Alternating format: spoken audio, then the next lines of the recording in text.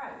So we discussed in this presentation the TEKS, the alignment, forming the committee, why we should have a textbook committee, how we should meet with the stakeholders such as the state and individuals who actually create the tests, the different state tests. Now we're up to actually walking through the process just a little bit.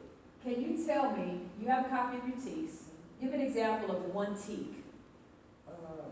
Example, one tip would be summarizing the main ideas and supporting details in that particular text. All right, great. So when we go through the process as a committee, as a team, we want to make sure that we're following the TEKS. We want to make sure that this curriculum covers the various TEKS. That's step one. We're just walking through the process. So we have our TEK guide, so that's what we need first. Second, we want to make sure that this is research-based, okay? We want to make sure that someone just didn't come up with a plan and say, okay, here, this $1 million program will help your child and your child pass and your children succeed, okay? We want to make sure it's research-based, best practices. We want to make sure that it has scaffold lessons. We want to make sure that it goes from simple to complex because all students are not on grade level. We want to make sure that the lesson spirals. We talked about spiraling. Can the teacher come back? Can the teacher come back and basically help the student learn? Differentiated instruction. Are graphic organizers involved? What type of instruction is involved where teachers can not only manipulate as far as helping students grasp the concept, but what materials are involved with this program that you're telling me about? Differentiated instruction, okay? We talked about that with basically the various ways to teach. There are more than one way to teach a concept, okay? Are those illustrated in the book for our maybe new teachers or for our veteran teachers who already have a way?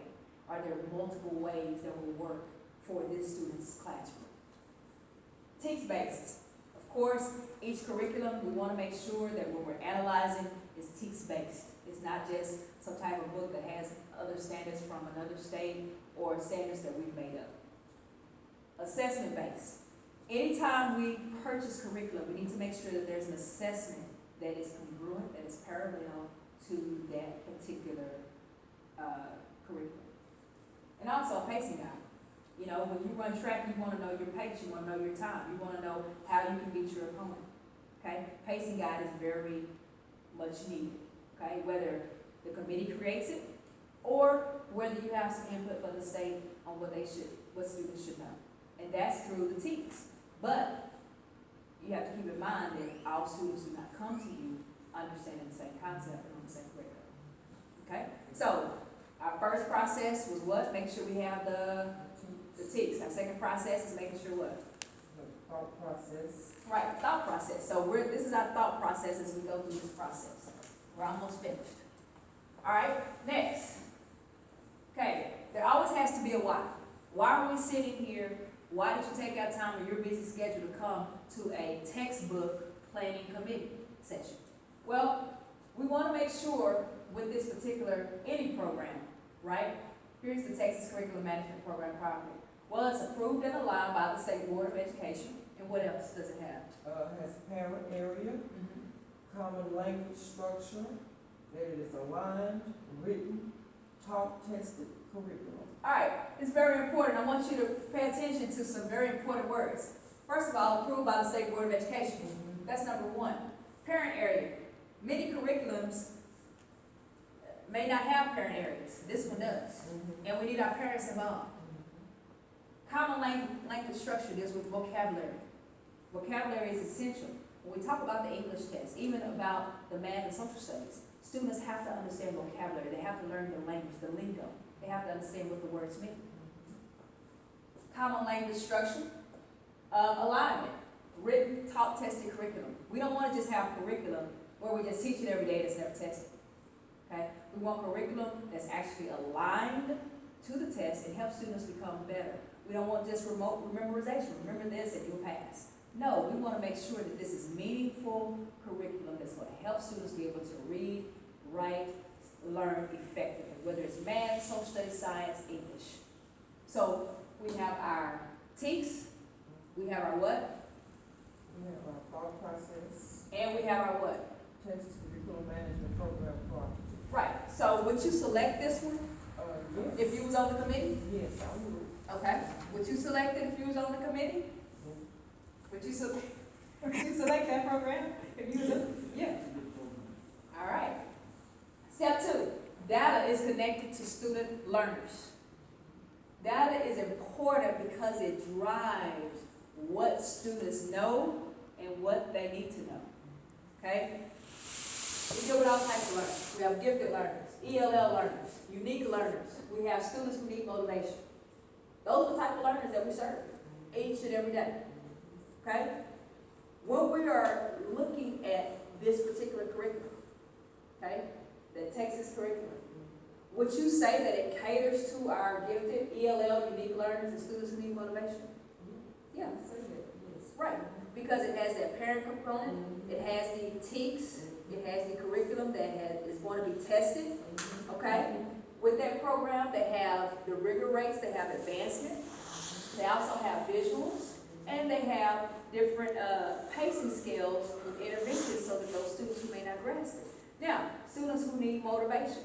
With this particular program, they have hands-on experience, okay? And it is repetition, but it also pays off because students are learning. All right, that's step 2. Supplement, okay? So we have our program, just for time's sake. What is our program entitled? The Texas. The Texas Curriculum Management Program Cooperative. All right. Now, every now and then, okay, we already have our main curriculum. But you remember, I told you that some students are not where they need to be. Okay? I have to look out for those students. I have to look out for my students who may be visual learners, who may speak another language. I have to look out for those students as well. That's why we have the supplement. It's called Elevation. Okay? Elevation is a program that helps differentiate instruction for ELL learners, for example. And not only for ELL learners, but for students who need to see visuals, for students who need that extra intervention. It deals with collaboration and data analysis.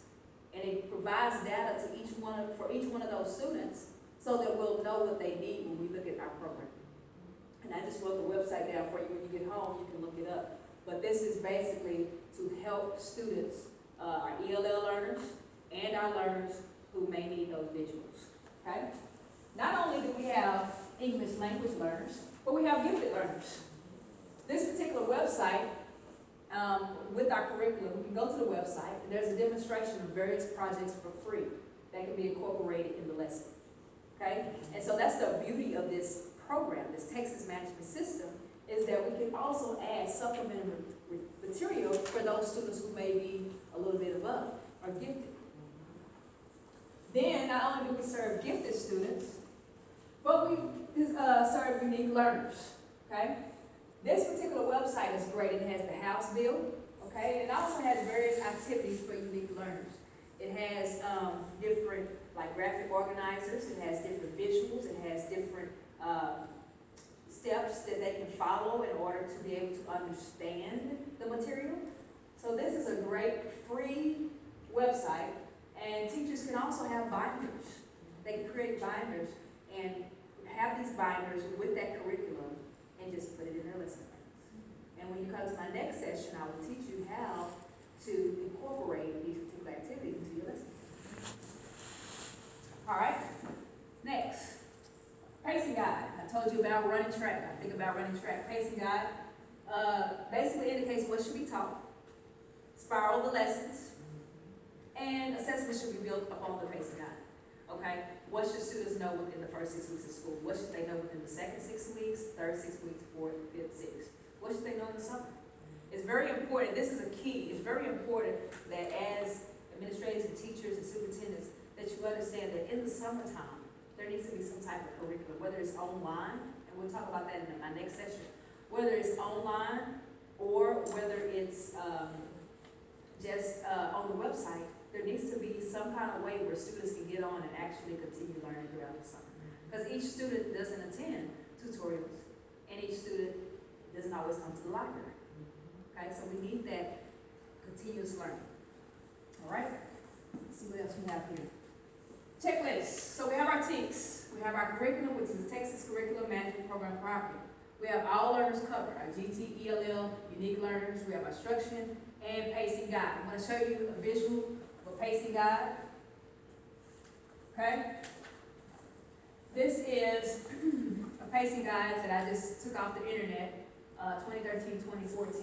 Language arts. It has the dates. These are the particular things that one teacher put on here as a pacing guide to pace her students. Now, when we look at, my pacing guide will look a little bit different because I would have the different concepts that students should be working on. But throughout this pacing guide, I would also have some of this information up here, down here as well, because I want to spiral back. All right? Your turn. Now, we've already went through this process just for time's sake, because our session is up. We've already selected critique. We reviewed one program just for time's sake. We selected our curriculum. We know why we selected it. What's one reason why? Because what? We selected because it has a parent area, it's been approved and aligned by the State Board of Education. It has common language structure, and it's aligned, written, taught, tested curriculum. Okay. And we have our activity from those websites that we can utilize. And we have our pacing guide. And of course, the assessment. All right? Yes. So, and these are just some assessment resources with free samples.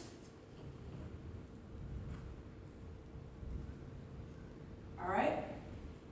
And so you can download those particular things and you can